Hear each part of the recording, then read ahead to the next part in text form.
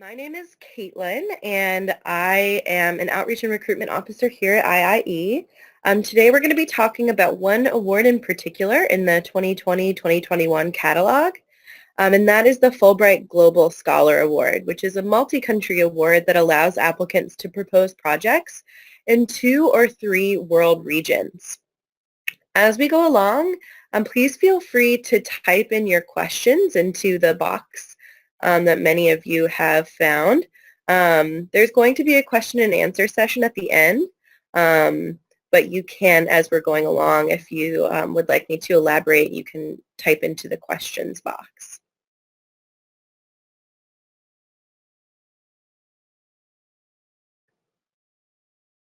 And there's a question here, will this webinar be going over the Distinguished Chair? No, I am only going to be going over the Fulbright Global Scholar Award.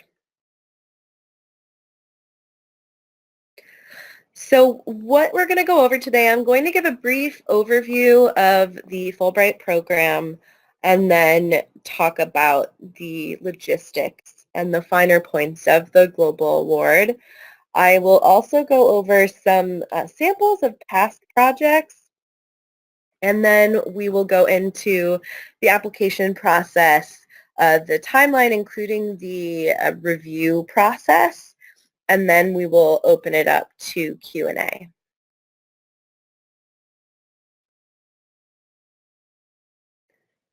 The Fulbright program was established in 1946 by Senator J. William Fulbright from Arkansas.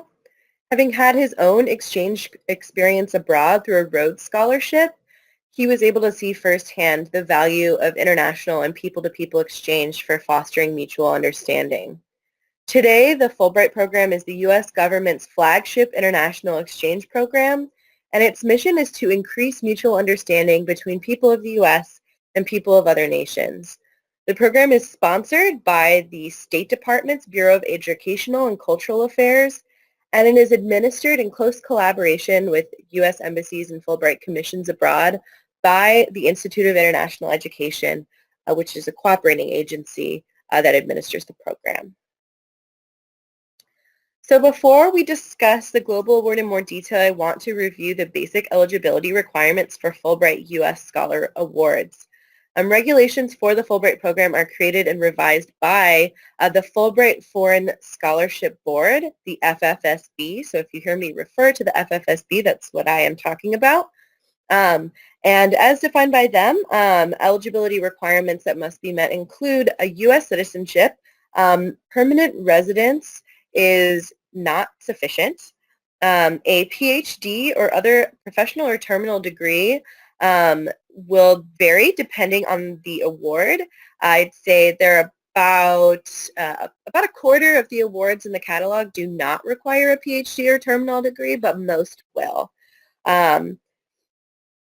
Where applicants that have equivalent professional or artistic training or experience are also strongly encouraged to apply, and this particularly pertains to the Global Award because we have our professional project activity type. For the Global Scholar Award, a PhD is not required.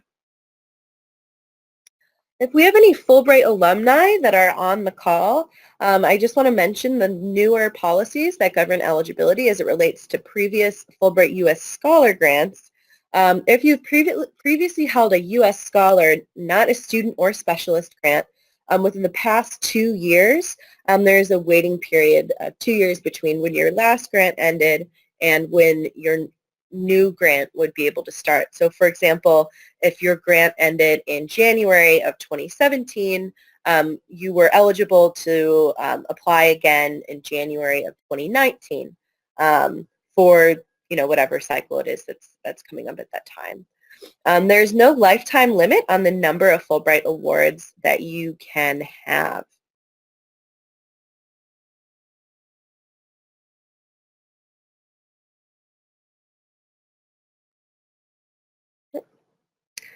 Okay, so the Global Award is a significant innovation for Fulbright. We recently sent out selection notifications for only our 4th cohort of Global Scholars, so this is a newer structure of award for Fulbright. The projects proposed must include at least 2 separate world regions. The regions are defined by the State Department as Sub-Saharan Africa, East Asia and the Pacific, Europe, Eurasia, Middle East, North Africa, South Central Asia, and Western Hemisphere. Within Western Hemisphere is North America, South America, Central America, and the Caribbean is all considered one world region. Projects which include countries from only one world region will not be accepted. I cannot emphasize this enough. If I had a penny for every time an applicant asked if they could go to 3 countries in Europe, I could take myself on a very lavish vacation to Europe. So the answer is no.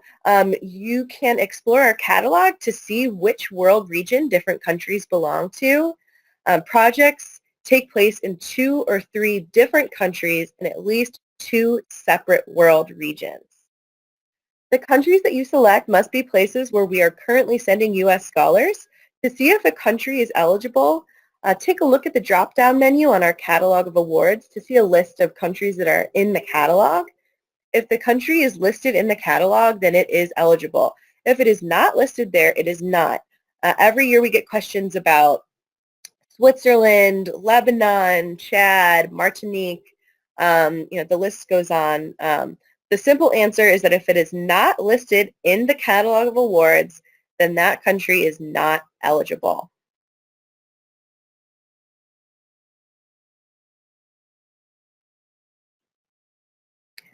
So for each country that you propose to visit, you will need a letter of invitation. The requirement for this award is that you need a separate letter for each country that you're going to. While the majority of applicants are hosted by universities, you can also seek affiliation with a research center, a nonprofit organization, a government agency, a museum, an archive. If you have any questions about whether your host is appropriate, get in touch with me by email. But generally speaking, for-profit entities cannot serve as hosts, and primary and secondary schools typically cannot serve as hosts. There is definitely a preference for local organizations. So if there's an international organization such as the Red Cross that you're interested in partnering with, it may be possible, and I can check with the embassies or the Fulbright commissions in the country to see if they're open to allowing scholars to be hosted by those kinds of organizations. But generally speaking, local organizations are going to be preferred. So this award is open to academics and professionals. Like I mentioned earlier, no PhD is required. What you can do is you can undertake a research project, a combination of teaching and research, or a professional project. And you can also combine the professional project with some teaching. I am going to get more into professional projects on another slide. But we have a very broad definition of teaching. You don't necessarily need to teach in a formal semester-long classroom setting. Workshops, seminars, and other short-term teaching engagements are considered teaching in the eyes of Fulbright. So if you plan to do any of these types of activities, you should apply for a combination teaching research or teaching professional project grant. It is important to note that projects must benefit from a global perspective. Your project statements should specify why each country is important to your overarching goal and what will be accomplished in each country as long as how they all link together. You'll also want to provide a very detailed timeline of when each country visit is planned. The earliest that a global grant can start would be June 15th of 2020. The latest grant start date is May of 2021. And then all of the grant segments must be completed by August of 2022. And that is going to make sense in a minute when I explain the flex option. So preference is given to scholars proposing projects during the host institution's academic year. The grant length minimum is 3 months and the maximum is 6 months. And you would need to spend at least 1 month in each country per visit. So you can accomplish this in several ways. You can do one multi-country trip. You can do 2 or 3 single country trips, or you can do 2 dual country trips. The flex option is also available for this award. If that sounds confusing, I sympathize, but I am going to show you some examples of how that works. So here are a couple of different scenarios to help me explain how you can structure the timeline of your global grant. In your project statement, your timeline should be laid out clearly like you see here.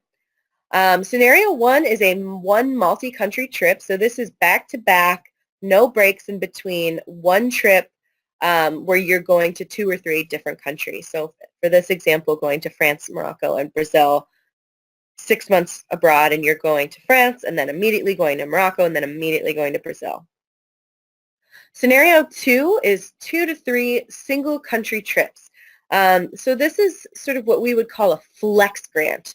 To engage U.S. scholars that are unable to spend extended periods of time abroad, we launched the flex option several years ago, which offers scholars the opportunity to propose multiple short-term stays in the host country over a period of 1 or 2 academic years.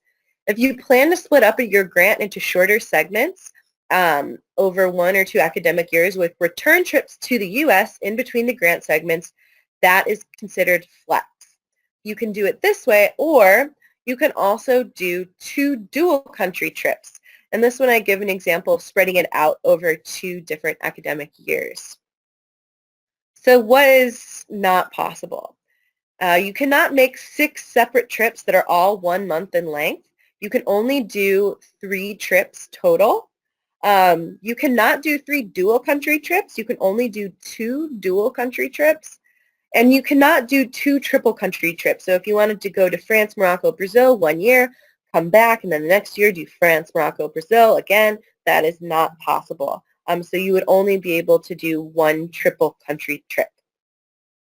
Okay.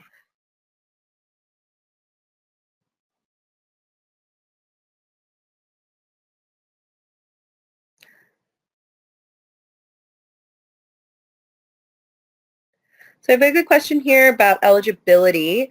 What if the application deadline is before you receive your terminal degree? So for the Global Scholar Award, a terminal degree is not required, so that would not apply in this case.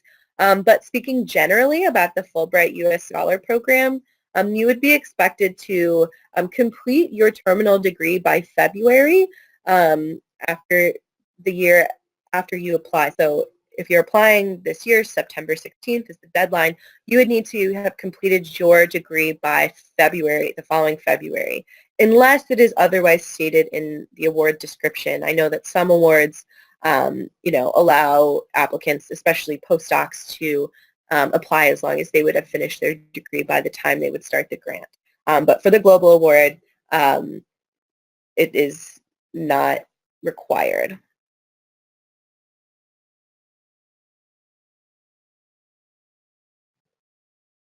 And I also want to note I'm seeing some questions here that are really specific about visas to particular countries. I'm not going to be able I'm going to try to answer all of your questions, but the ones that are really specific I think would be better answered in a one-on-one follow-up. So you can reach out to me by email. If I don't get to your question today, you can reach out to me by email and after the webinar, and we can continue the conversation. So how long counts as a break requiring a flex visit? If the trip was 1 semester, 3 months in one country, then home for the holidays, then back to another country in another world region for the spring semester. So yes, that would be considered flex if you're coming home.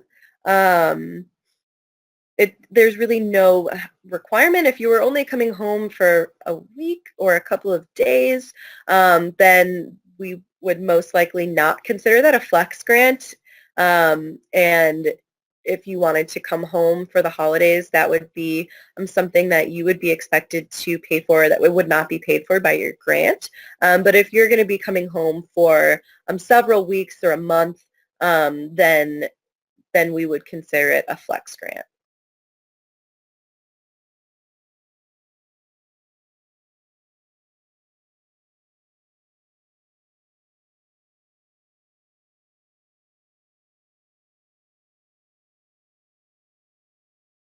Okay. I am going to continue moving through because a lot of the questions that you are asking I'm going to be answering in subsequent slides.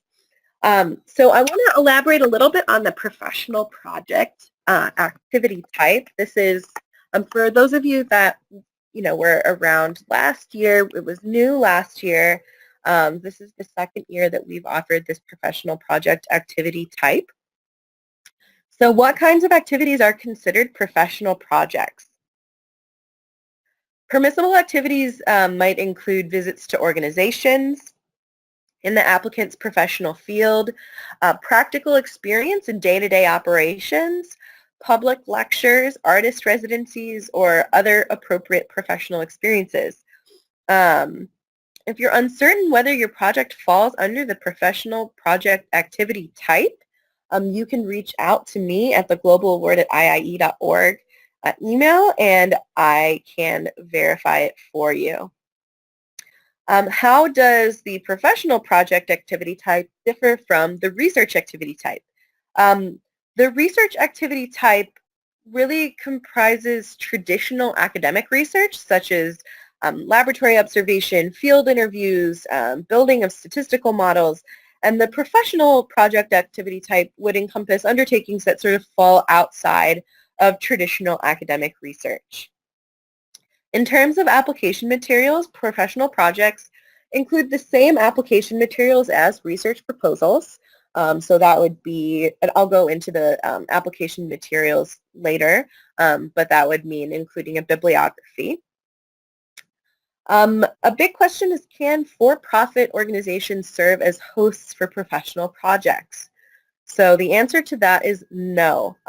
For-profit organizations may not serve as hosts for professional projects or any projects within the Global Award. Appropriate hosts might include a nonprofit, an artist residency, a studio collective, a government agency, a museum, a professional association, cultural organizations, universities, colleges, language institutes, research institutes, labs, think tanks, foundations. If you're uncertain whether your host is appropriate, again, you can reach out to me. Let's see, what I'm seeing a couple of questions here. Does a host institution need to be local, or can we partner with American organizations that work overseas? Local organizations operated by citizens of the host country are preferred. However, in some cases, international organizations have been approved.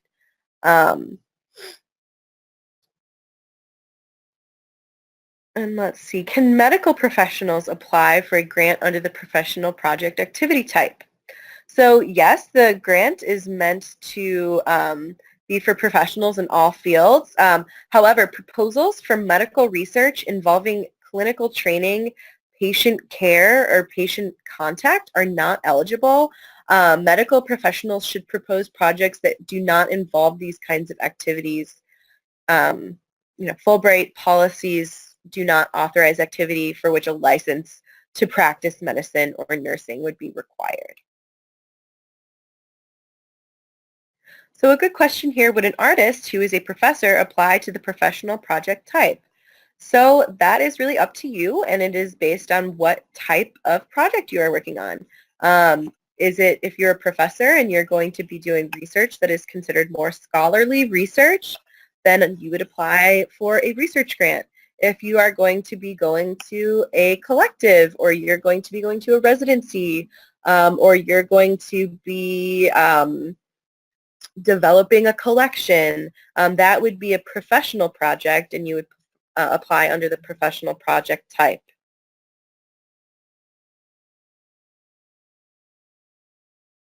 And I am getting a couple of questions about examples, and I'm going to be going into some examples in a couple of slides.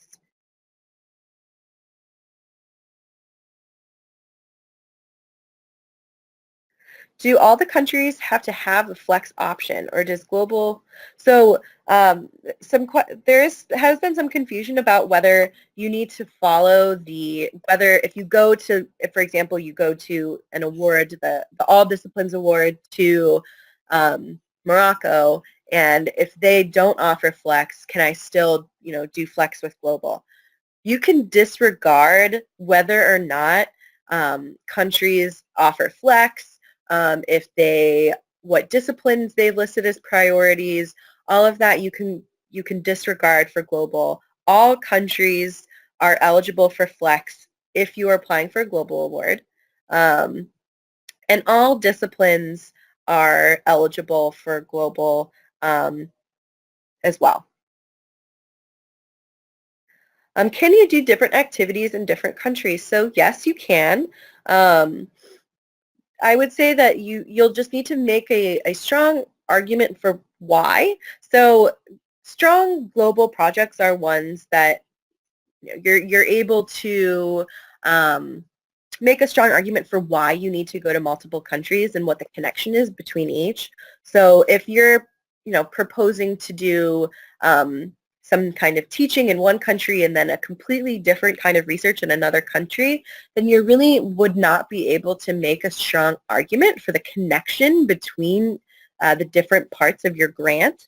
So you're not technically required to do the exact same activities in each country, but I will say that all of the global applicants that were selected this year, all of their grant segments were interrelated.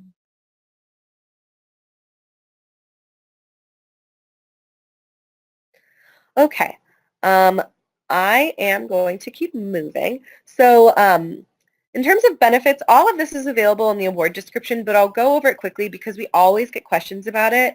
So your grant provides you with round-trip economy class airfare to and from each of the countries you would be visiting.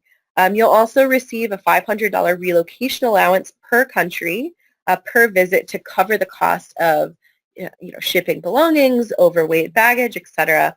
If you're going to be proposing some kind of teaching, a book allowance is available of $750.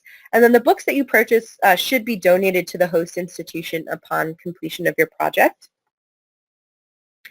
And then while other awards offer airfare, increased stipend, tuition benefits for accompanying dependents, there are no dependent benefits available for the global award. And then the monthly stipend rate is generally going to follow the rates for U.S. scholar grants proposed in each country. So you can find these rates by visiting the award descriptions in for the countries that you've selected and navigating over to their award benefits tab. So going back to the example of Morocco and Brazil, you would navigate the catalog to the All Disciplines Award to Morocco.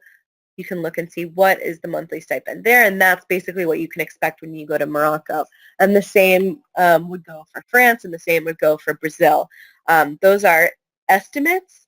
The amount can vary slightly depending on your academic rank, the city or country of placement, and the type of award that you're doing. Teaching grants do tend to have higher stipend rates than research-only grants. And then the final amounts are determined prior to the start of the academic year. And if you are selected for a grant, you will be presented with a grant document that outlines the exact stipend amounts that we are proposing for your grant. Okay, so to give you a sense of some of our past projects, this page is intended to give you an idea of sort of the types that have been successful in the past.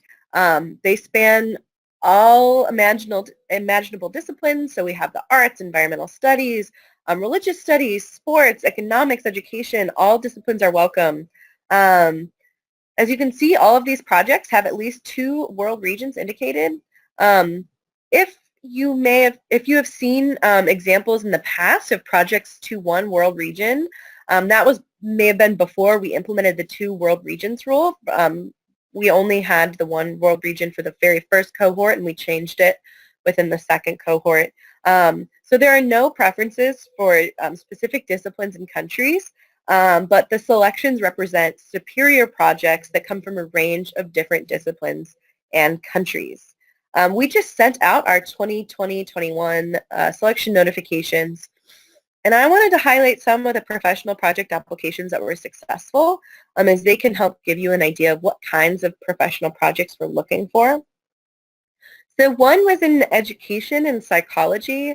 We had a candidate that proposed building a mentorship program for medical students that are interested in child psychology within each of the host countries. And then they will be building an international collaborative mentorship network to connect them based on the model that this applicant helped to create at her home institution.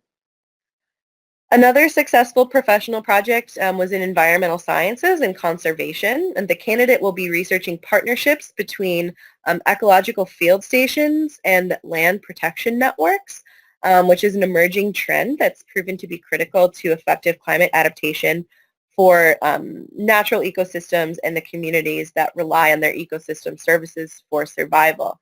The candidate also proposed sharing lessons learned to advance this approach in California to communities that are living under similar Mediterranean landscapes, and in turn learning from diverse global innovators in this arena.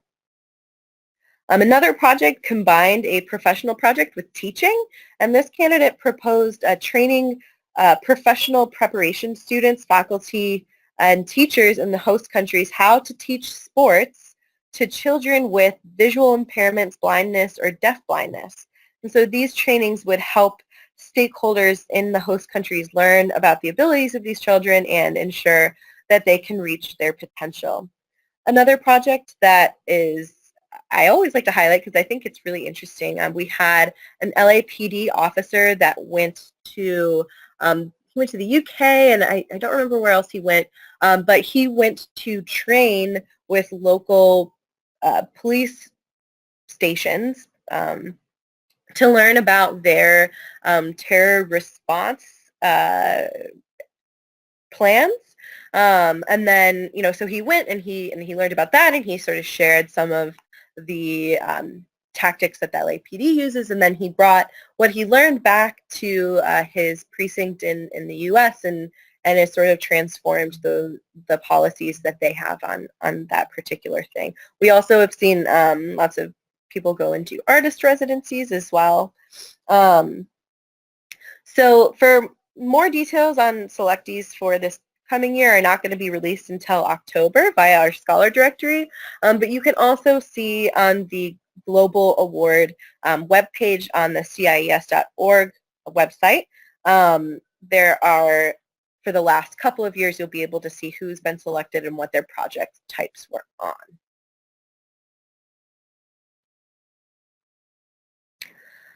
I'm not going to go into too much detail about these other multi-country awards, but if your project is to multiple countries in the same world region, then global is not for you. We do have several other multi-country award opportunities that may be a better fit. So, if you're interested in 3 countries in Sub-Saharan Africa, 3 countries in Middle East, North Africa, South Central Asia, we do have a couple of awards in Europe. The Fulbright Schumann Awards, which would allow you to go to European Union nations. The Carlos Rico Award for North American Studies would allow you to go to both Mexico and Canada. So I would encourage you to explore these award opportunities in the catalog if you're interested in them. We do also have, not listed here, are two newer multi-country awards, which would allow for teaching and research in both either Morocco and Spain or Spain and Greece. So if you are interested in those countries, we do have 2 different awards that would allow you to go to both. Okay, so what exactly does the application look like? It is fairly straightforward. In addition to a standard form with your personal information, we ask for a 3 to 5 page project statement. The document should be single-spaced with 12-point or larger font size and 1-inch margins, headers and bullets. To organize and convey key elements and page numbers I highly recommend. It's very helpful for the reviewers as they are going through your application. So broadly speaking, your project statement should address what you propose to do, how you propose to do it, why it's important, and most importantly, what benefits is it going to produce for the host country, the host institution, for your discipline, for you, and for your home institution. This impact multiplier effect review criteria is, I think, if you overlook that, would be the biggest mistake you could make in your application.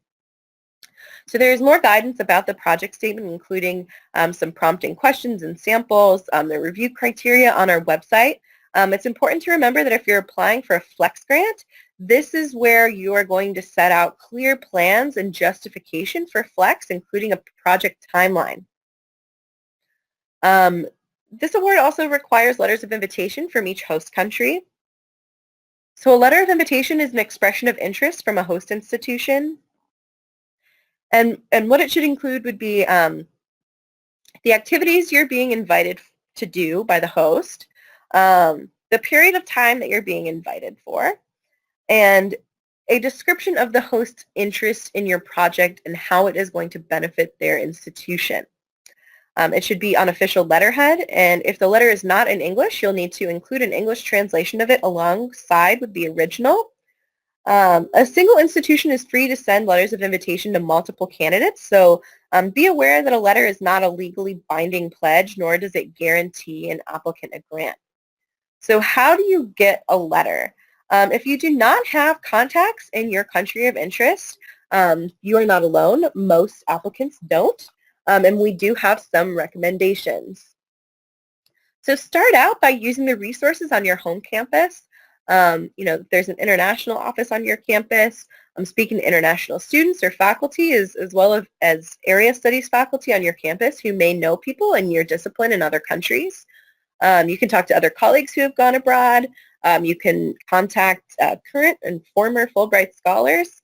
You can find them by taking a look at our scholar directory, which you can find by going to our website, CIES.org, and there is a link to it right on the very front page of our homepage.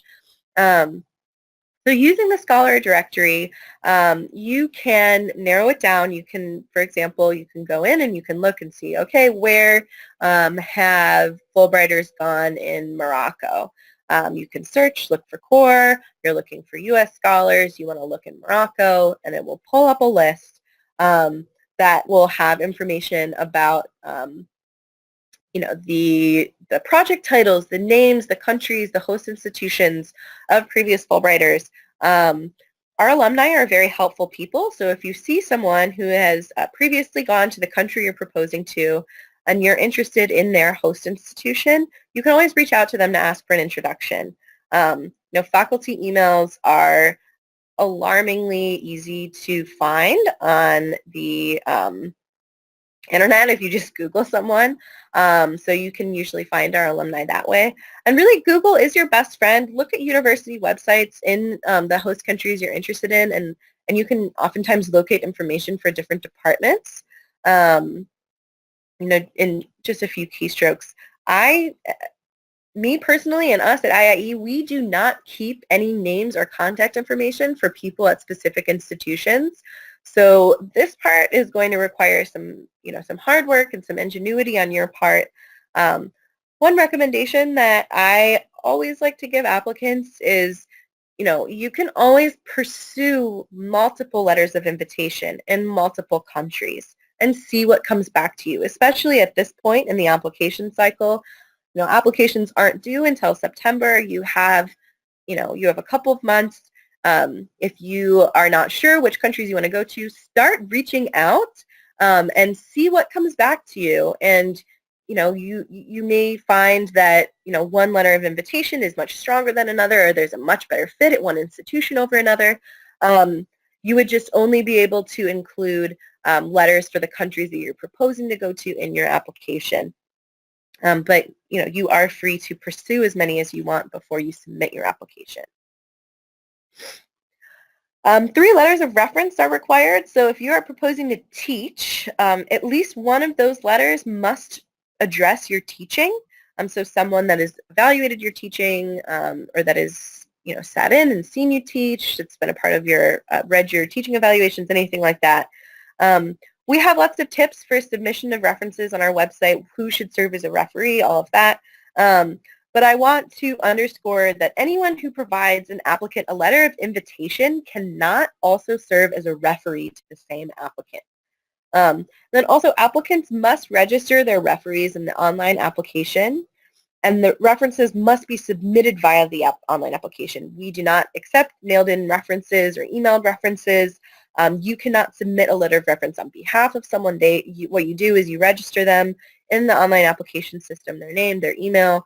They receive an email, and they are able to upload their letter to your application using the link that is sent to them. So there are additional supplemental materials for applicants in specific fields, architecture, the arts, creative writing, dance, film studies, music, and theater arts. Supplemental materials are directly uploaded into online application system. If you are not in one of these fields, please do not upload supplemental materials.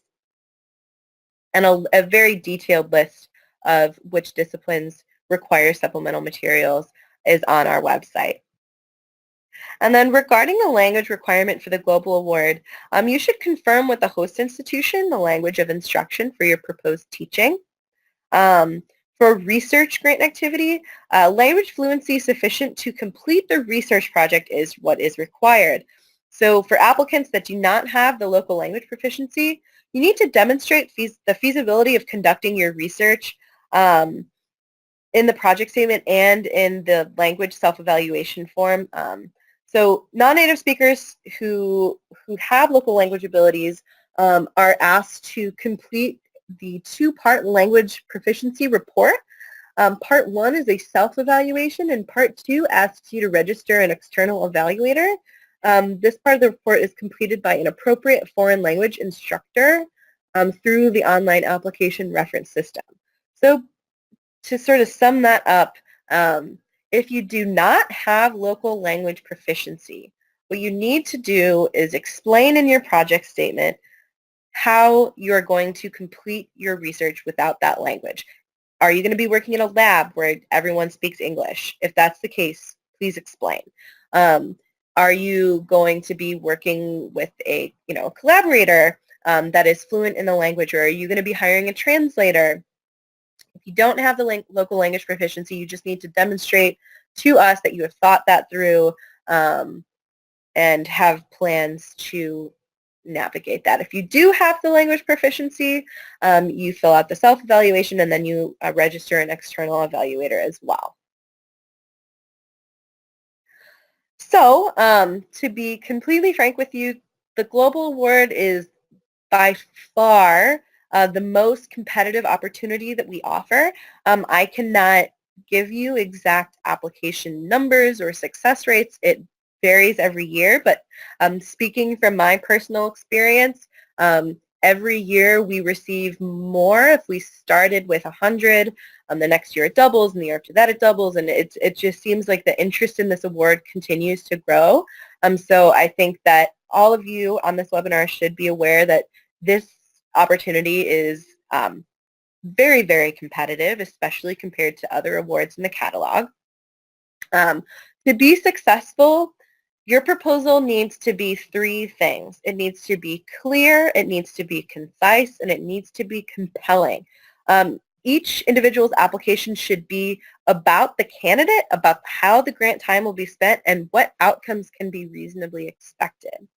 So within the project statement, it's a brief self-introduction to the reviewers. It's an opportunity to provide answers to the questions that reviewers may have about you. such as, why are you interested in Fulbright and why to these particular countries? I cannot underscore enough why to these particular countries. Your application is going to be read not only by peer reviewers, but it's also going to be read by the host country. Typically, that is U.S. Embassy staff or Fulbright Commission staff. These are nationals, typically, of the country.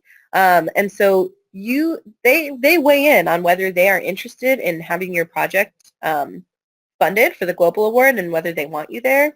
And so you need to speak specifically to them about why you chose their country and why it is relevant to their country, what the impact is going to be to their country. You also want to talk about, like what professional experiences and skills do you offer the host institution and host country? What do you hope to gain from the experience, and what are the potential long-term impacts, not only for you, but for your hosts? How adaptable are you? How well will you deal with challenging situations? And then focus on what you plan to do. There's a separate part of the application for your resume. So, you really don't need to just recite your resume. You want to really focus on your project and all of that. Actually, before I move on, I want to go back to the application components. I realize I skipped over a couple of these points. So the CV is it's short. It's up to 6 pages. If you're going to be teaching, you will upload at least 2 sample course outlines up to 10 pages total. And these can be courses that you've taught previously, or they can be new courses that you've designed. You just need to sort of indicate, if they're new or if they're old. But really the purpose is to get a sense of your teaching philosophy and how you would organize a course if you were to go and do teaching. The select bibliography is for if you're going to be conducting research or professional projects. And the select bibliography is not an extension of your project statement where you list works cited. That is not what it is.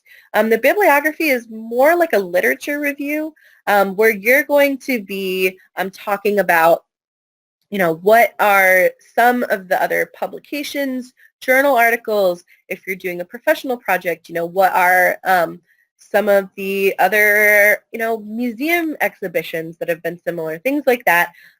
They should not only be by you, they should be by other people. And it's really meant to give the reviewers a sense of where your project fits within what is currently being done on that topic. And the bibliography is 1 to 3 pages.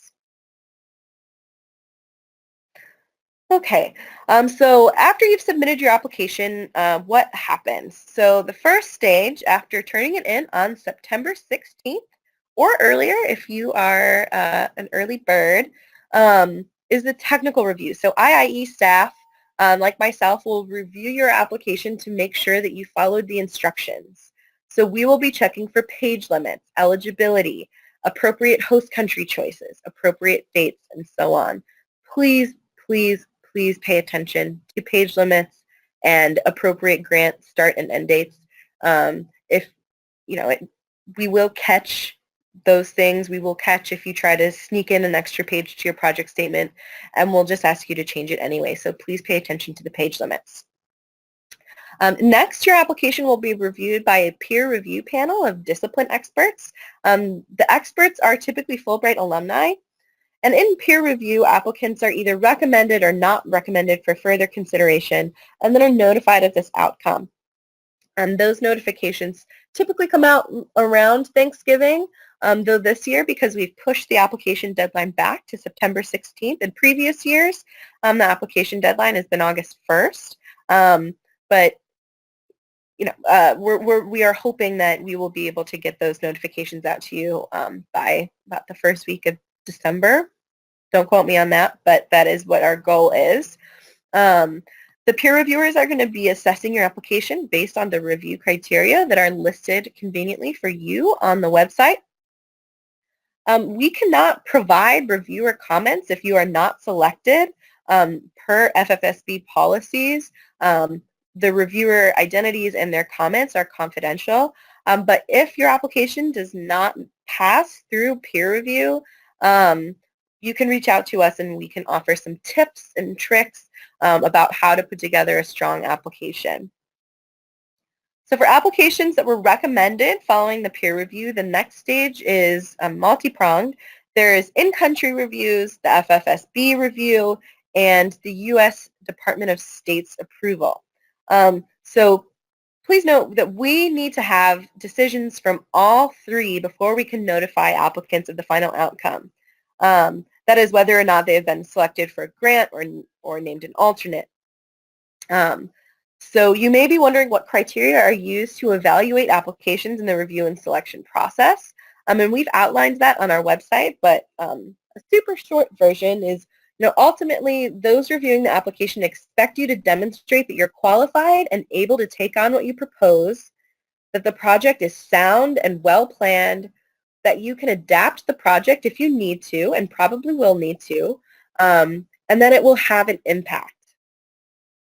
You need to show that you've done your homework to prepare for this project, regardless of how much experience you have been had doing similar projects. And then lastly, sort of your Fulbrightiness, coined by some of our peer reviewers, this gets at your willingness to engage with the community while you're on your grant. And it's an important aspect that is unique to Fulbright. Also, please remember that while your project statement needs to address the technical aspects that your peers expect, it also needs to be described in a way that a lay person can understand easily. When your application is going to be reviewed in the host country and by the State Department, these people are not academics usually, so make sure that you are not using too much jargon. It needs to be accessible.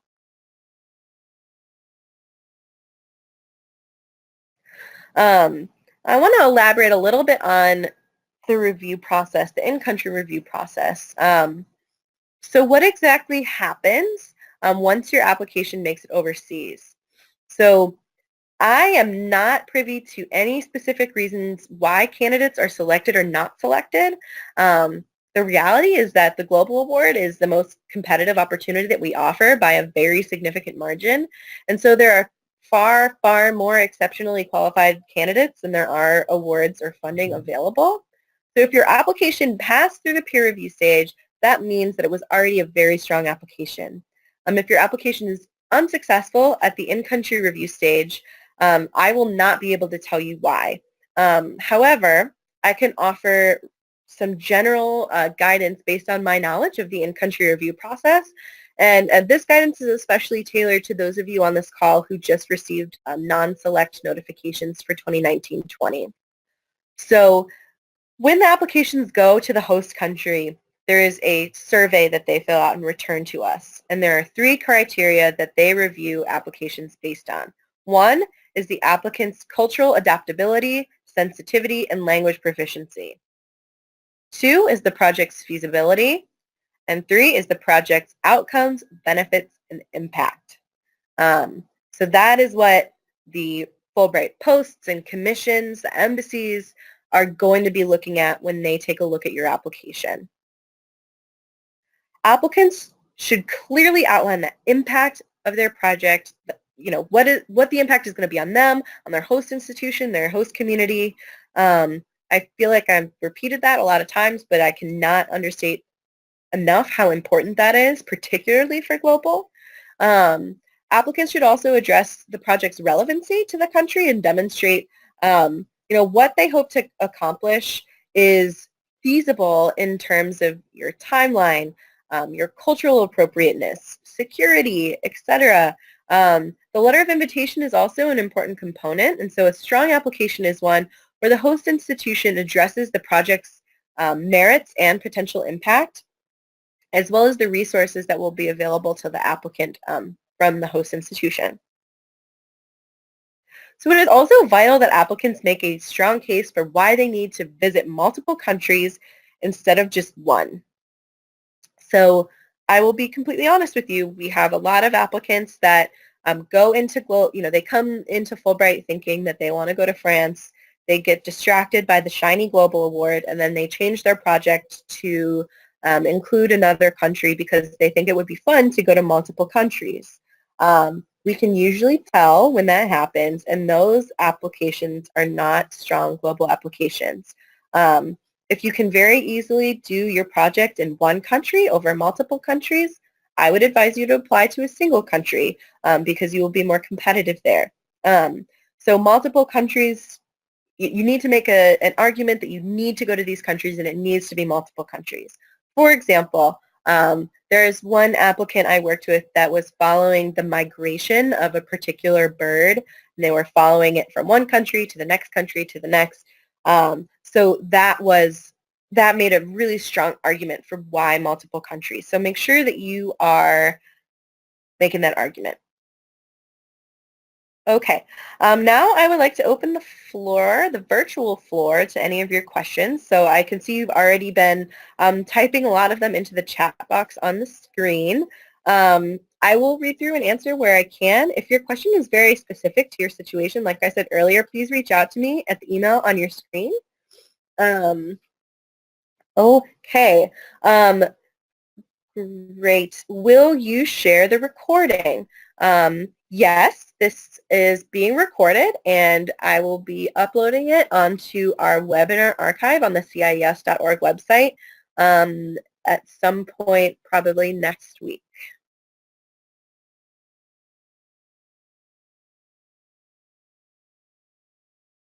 May we suggest peer reviewers in our specific field of expertise? So if you're asking whether you can suggest particular people, the answer to that is no. We have a very robust panel of hundreds of peer reviewers that we have worked with in the past, so we are not taking recommendations. If you are wanting to make sure that your application is reviewed on a particular panel or by particular someone with a particular expertise, within the application there is a section where you talk about your discipline, and you're able to sort of your main discipline, your specialization, and then there's an other where you can sort of write in. So if you have something really specific like animation, you can write that in there, and we'll make sure that it is reviewed by someone that is that is within or very close to your discipline. Can someone apply for the Global Award at the same time as another award, like a Distinguished Chair Award? No. So the Global Award is just one of 470 something different awards in our catalog this year. You can only apply to one. So if you apply to the Global Award, you cannot apply to another single country grant.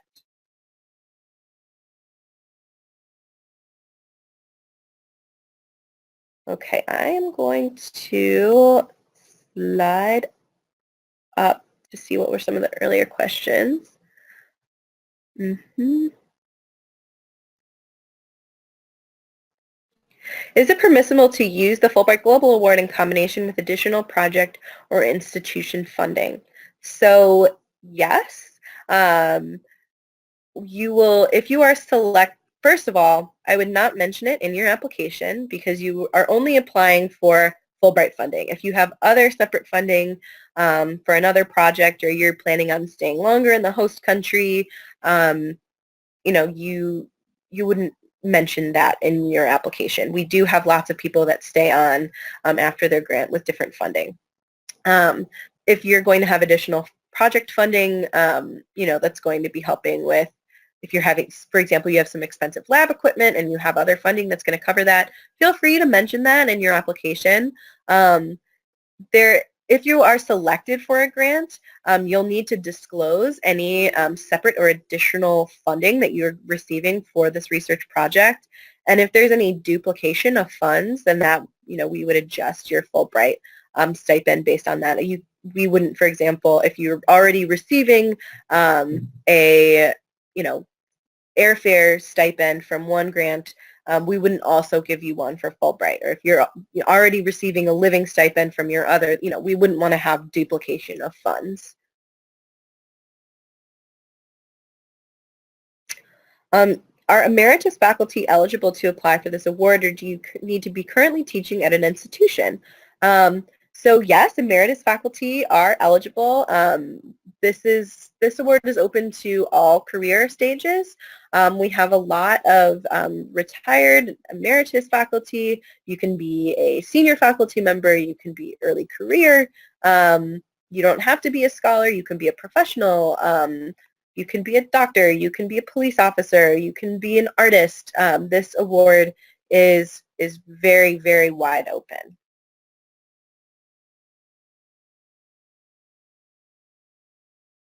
Would travel in December and January be acceptable?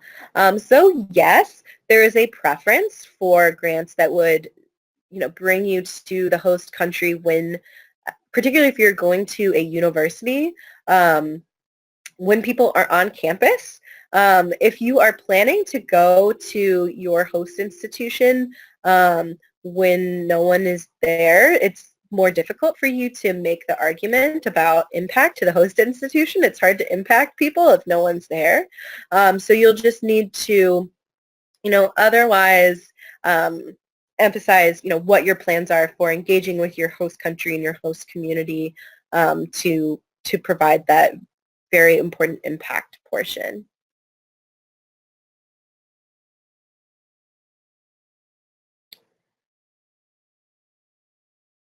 Okay, do we need to create a project and then see if specific countries are interested, or choose the countries and then cater to what they need? You can really go about it either way. If you have a specific project in mind, you can start reaching out to countries and see if it is a good fit. I would say you need to at least have some broad outline of what you want to do. I wouldn't recommend reaching out to host institutions and just saying, help me create a project. The onus is really on you to design your project. But I do also think that it is a smart idea when you're reaching out to host institutions to not only say, here's what I'm doing, support me, but to say, here's what I'm thinking about doing. Here's what I can offer. What are some of your needs? And you can sort of tailor your project from there. This is particularly important for teaching. If you don't know what particular courses are being taught on a campus, there may be a need for you to teach literature over poetry or whatever. So make sure that you are asking the host institutions about their needs and not simply dictating what you need from them.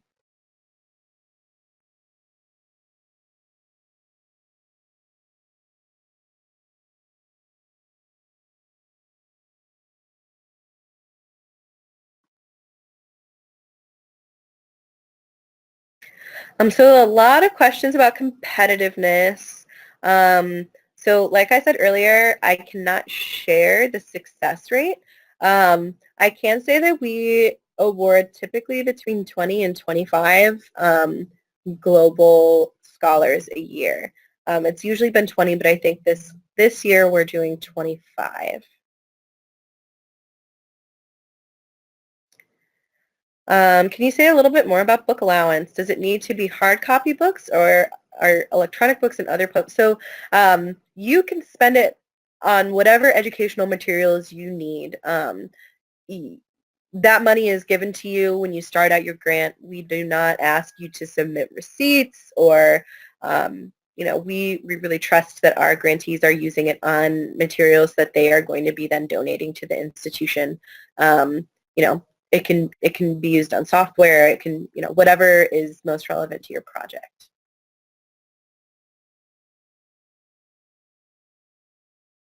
If we do the dual country option, do the two countries have to be the same for each trip? No, you can, if we go back to the Morocco, France, Brazil, you could do one dual country trip to France and Morocco, and then you could do another dual country trip to Brazil and Morocco if you wanted. That's fine. You would just need to explain why you would want to go back to one country twice, and then the others you would only go once. As long as you're able to make an argument for that in your application, I see no issue with it.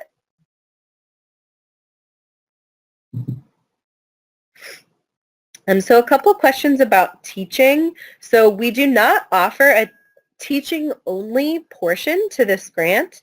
So if you only want to teach and you have no interest in research, then the Global Award would not be for you. But the balance of research to teaching is really up to you and your host institution to negotiate and determine. So if your research portion is small and you're going to mostly be teaching, that is also fine. And do you need to teach the same topic in different countries if I prepare a series of lectures? Like I mentioned earlier in my presentation, you do need to make an argument about how each grant segment is interrelated. So, I would not advise you to teach, one topic in one country and something completely different in another. Would you technically be able to scoot by in terms of eligibility? Yes. Would your application be competitive? Probably not. So you really want to be able to, connect that thread between each grant segment.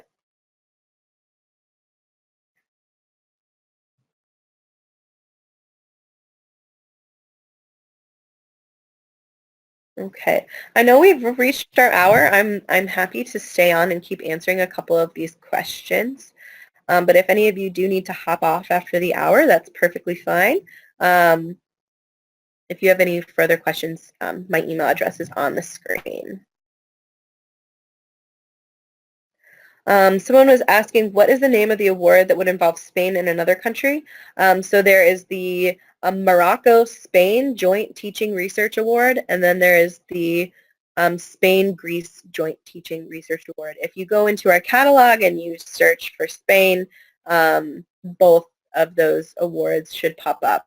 In the catalog of awards, if you haven't already explored, use the advanced search function. It is really it's a great tool. You can search by multi-country awards. I also recommend that you do a keyword search with particular keywords that relate to your discipline to see if there are any other like single country awards that are they really want someone with your niche expertise. We have a midwifery education award. So look and see if there's anything really specific like that. And see, I teach music therapy, which is not showing up as a discipline. So not all disciplines are listed in our catalog. If we did, I think it would be kind of crazy. It would be hard to search and find. So I would advise you to do a keyword search doing music therapy in quotes. So quote music therapy end quote, and see if anything shows up. Or you can use the general music discipline. I know we sort of tend to lump lots of different disciplines together, and that's just the way it is.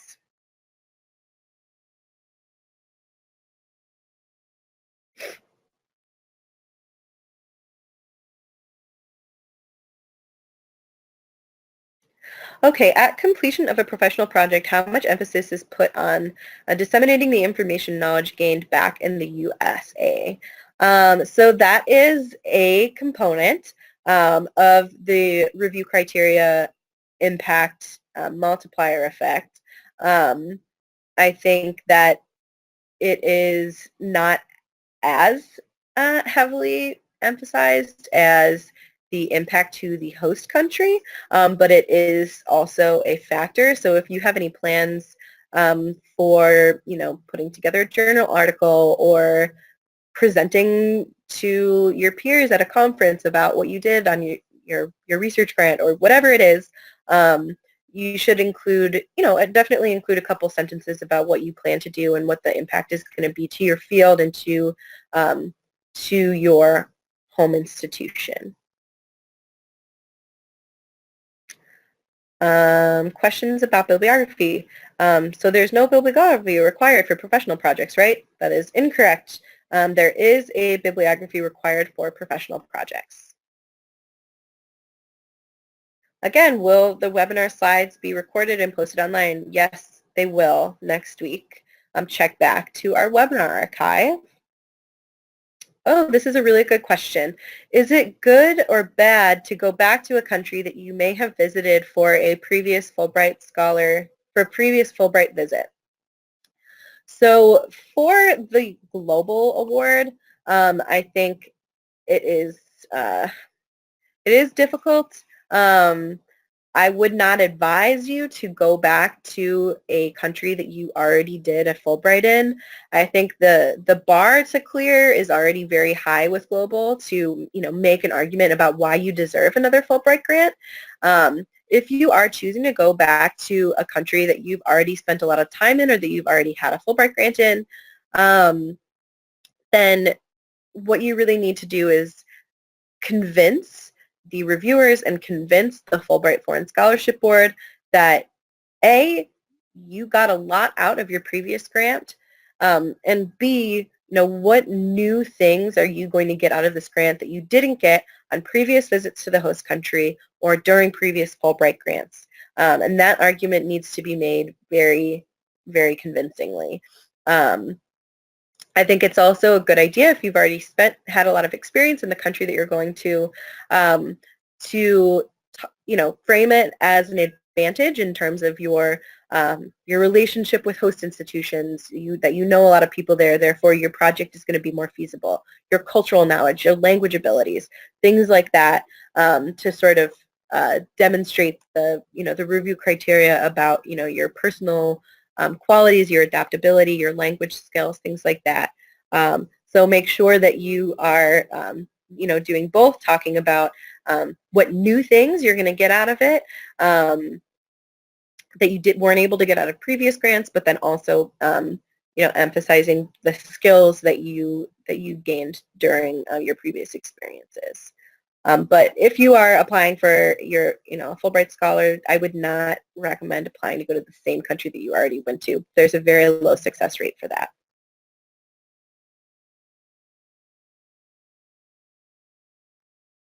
Is there a requirement to return to the U.S. at the end of the program for a certain amount of time? No. Can someone apply for a specialist grant and a global grant? Yes. There's no waiting period or conflict between specialist and global. The only limitation would be that you would not be able to go out on a specialist grant while you are currently a global scholar. So, for example, if you are going out to Morocco on your global scholar grant, you would sort of be put on a pause within the specialist roster. You wouldn't be able to go out on a specialist grant while you're also out on a global grant. However, if you come back, you're doing a flex grant, you come back from your global grant and you're going to be home from January to June, and a 2-week opportunity for specialists comes up in between your grant segments, then that's fine. But you can apply to be on the specialist grant and apply for a global grant at the same time as well.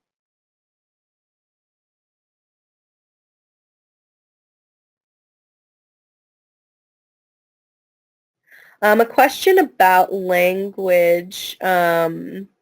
If you're a native speaker, you do not need to get your language evaluated. You can note that in your application. And if you're not a native speaker, um, you know, even if you do have a PhD in the language, you do still need to have your language evaluated by an external evaluator.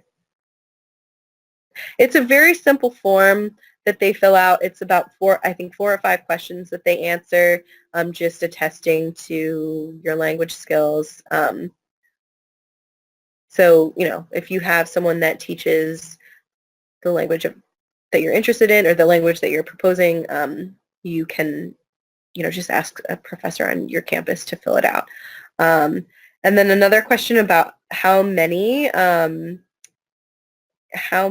how many languages can you upload? I think you can upload up to 3 in the application. So for each country, if there's a different language in each country, then you can upload um, all of them.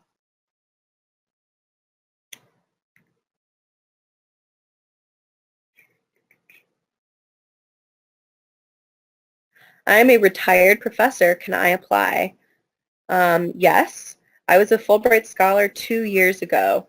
Like I said earlier, it depends on when your grant ended. So Anna, if you could email me and let me know what was the month and year that your grant ended, then I can let you know if you're eligible to apply this cycle.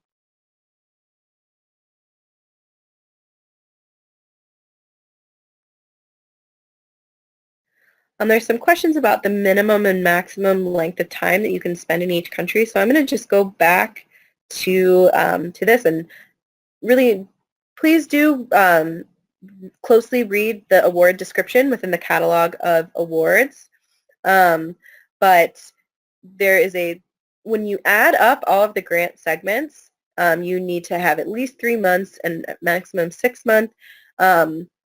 1 month must be spent in each host country, each visit, and the maximum amount of time that you can spend would be 3 months. So, you can do 1 month, 1 month, 1 month, 2 months, 2 months, 2 months, 3 months, 3 months, 1 month, 2 month, 1 month. You can, there are a lot of different ways to do it. And if you are, you have any confusion or you want to like run your schedule by me to make sure that it fits, feel free to email me.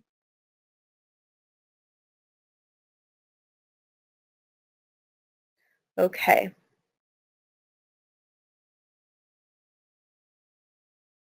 All right, fantastic.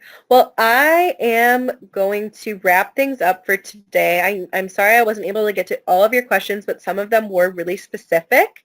And some of these about dual citizenship, I don't know the answer to right now. So if you email me, I can follow up with our Europe team or our Africa team to see if there's any issue with dual citizenship, but typically there isn't. Anyway, so like I said, I'm going to be archiving this webinar at some time next week. So if you're interested in listening again or sharing this with your colleagues, feel free. Now, on behalf of IIE, I would just like to thank you for taking your time to attend this webinar. And I really look forward to reading your applications on September 16th, which is the application deadline. Don't forget, September 16th. All right, everybody, have a great rest of your day.